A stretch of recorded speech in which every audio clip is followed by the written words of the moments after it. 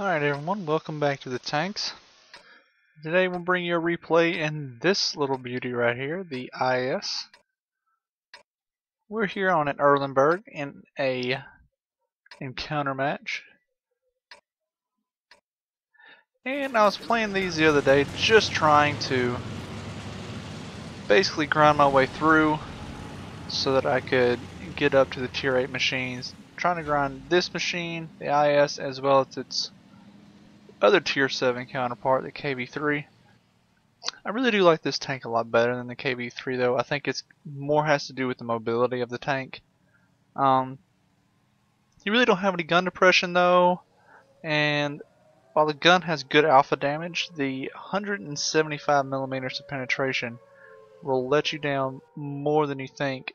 And even firing premium at 217 millimeters of penetration, you really, when you face higher tier tanks like tier 9 tanks that this one will come against, really forced to shoot at the rear or the sides of the higher tier tanks. But we're here on Erlenberg. It's a tier 7 match. We're top tier, so do our best to try to dominate as best we could as our Hellcat gets in a terrible position and manages to get himself killed for nothing. So I see that this poor little Hellcat is tracked, so I go forward and put a shot into him and back off. And our SU-100 puts him out of his misery.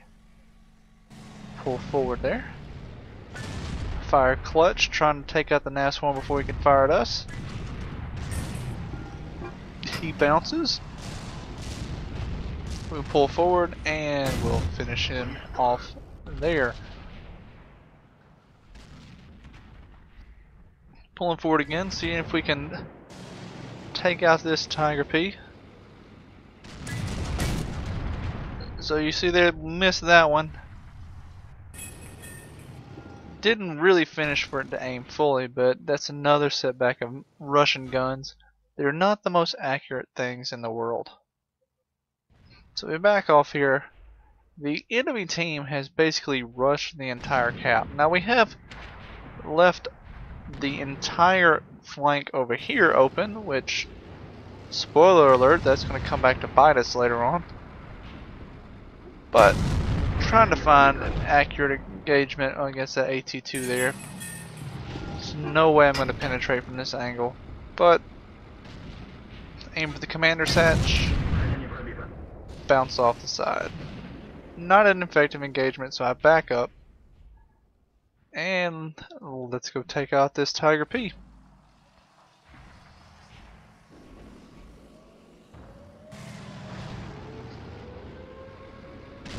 Fire clutch and manages to go in, take out the Tiger P. Probably should have let myself get re-stealthed here. As the SU-100 sees me coming, I don't have a return shot at him, but he puts one into me.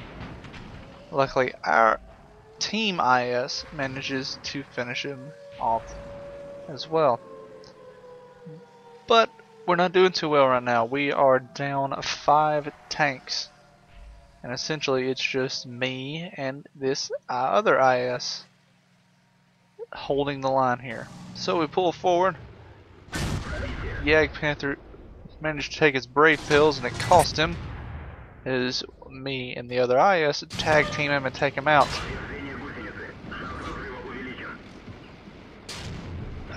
Looking back on it, probably should have backed off here. Finish him off, kill steal that one for 29 damage, but took a lot of punishment for it. Finish off the VK as well. There's something over there punishing us aside, but pull forward here, use the alpha damage to take out the T1, pull back while I'm reloading, and I see that scout just gonna sit there, so we pop out, put a shot into him, set him on fire, and the RNG gods have mercy on his soul and leave him on 7 health. The IS is going to back out, so I put big shot into him. and he's not feeling so brave right there anymore now. This is at this point that I pull forward. My IS over here has died. I'm looking for a shot on that M6. I don't have it, but that's when I spot the Dicker Max who's lining up. He pins me. I put a big shot into him. He's not feeling too happy anymore. There's not much else I can do here. I mean, I am the only one holding this base back right now. Looking to see if they're going to roll around the side here. Nothing doing there.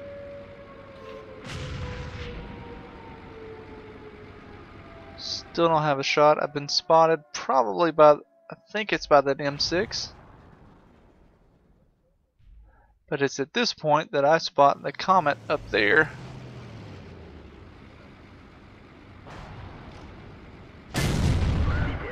And who knows, maybe had I not fired there, maybe he couldn't see me, but I know he can now. And he's just going to DP me down. Put another shot into him for good measure. But that's all she wrote there. So 3,800 damage done. But they're going to wind up capping out because all we have left is our scout. I don't know, what could I have done differently? Maybe had I gone around this area right here, I could have maybe taken shots at that M6. Maybe finished off the IS as well. Because the scout is not really a threat to me. The AT2 is not really a threat to me. Probably could have mopped up there. But so be it. Put it back in progress. Let them cap out.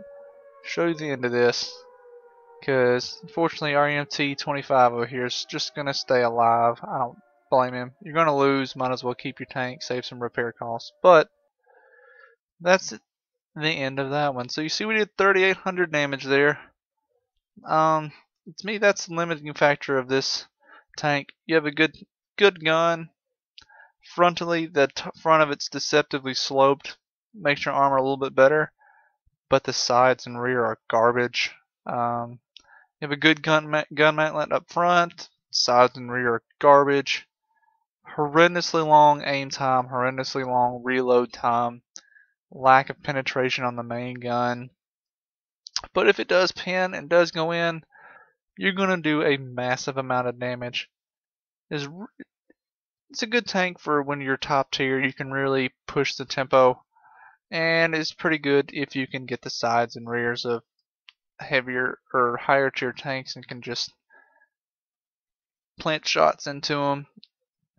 Make them think twice about attacking you. But with that, let's look at the post-game stats of this game.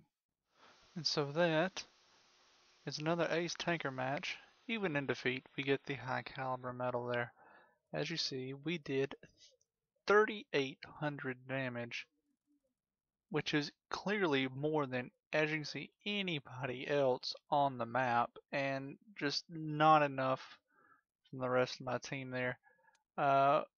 Get 5 kills. Kind of got a little bit unlucky there with that 59-16, as he just didn't quite burn enough. I knew that it was over with there at the end when that comment popped up, flanking me. I had nowhere else to go. But even still, you see we do pick up 42 base capture defense points with that. Little unlucky with RNG and stuff like that there, but we do net 41,000 credits to our name there. And with Courageous Resistance there, that was a 1,248 experience match there, as you saw there, netting 832 net or base there. But with Courageous Resistance, since we got the high caliber, that gives us 1,900 experience there. And as you see, this will actually be the last game I need before we unlock the IS-3. So I really enjoy this tank. It's got a good gun. It will let you down a lot of times with the lack of penetration and really the lack of gun depression, but it's a very mobile tank. The armor is deceptively bouncy, but I've learned not to count on that there. So um, I think what I learned here will help me out in what going into the IS3. But thanks for watching, guys. I hope you enjoyed it.